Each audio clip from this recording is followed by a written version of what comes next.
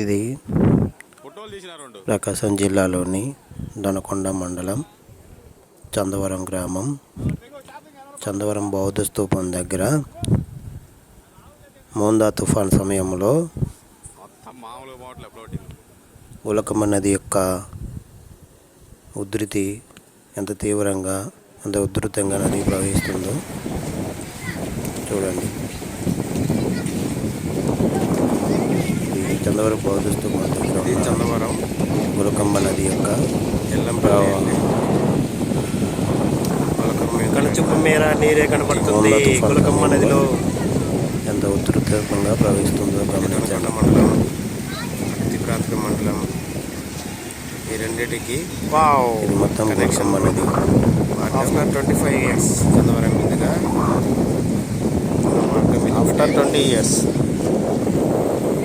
దాదాపు 25 సంవత్సరాల తర్వాత మళ్ళీ ఇప్పుడు నిమిషానికి పెరుగుతుగా యొక్క నది ప్రవాహం చాలా ఉంది. వేగంగా ఎక్కువ నీటి ప్రవాహంతో ప్రవహిస్తుంది.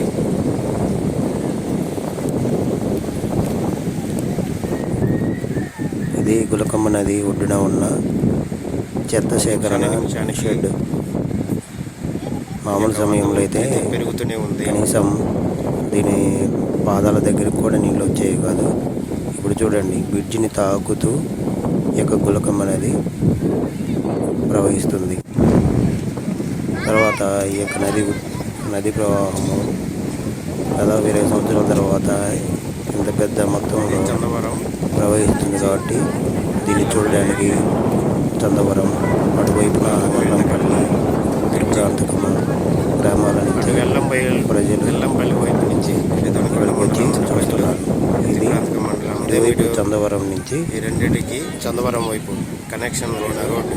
అటు వెల్లంపల్లి రోడ్ అంతా చందవరం మధ్యలో మార్గం. ఇది వచ్చేసి మార్గం చాలా అటు వెల్లంపల్లి చేరుకుని అక్కడి నుంచి తిరుపతి వినుకొండ గుంటూరు వెళ్ళడం జరుగుతుంది.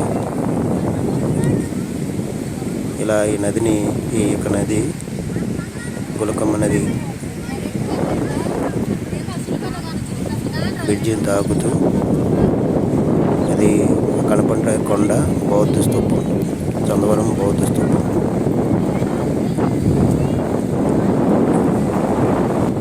నిమిషానికి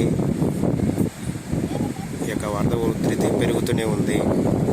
చెత్త సేకరణ షెడ్ కూడా దాదాపు మునిగిపోయి ఉంది. అదేవిధంగా బ్రిడ్జిని తాకుతూ ఈ యొక్క నది ప్రవాహం అనేది చాలా ఉధృతంగా ప్రవహిస్తుంది. వీటిని చూడడానికి చందవరం, కాశీపురం, ఎల్లంపల్లి చుట్టుపక్కల గ్రామాల ప్రజలు ఇక్కడికి వచ్చి ఒక నది ప్రవాహం ఎల్లంపల్లి వైపు నుంచి వచ్చిన ప్రజలు వైపున ఎల్లంపల్లి, ఇదే ఇటు వైపున ఇది చందవరం వైపు. ఈ మార్గం పూర్తిగా క్లోజ్ అయిపోయింది.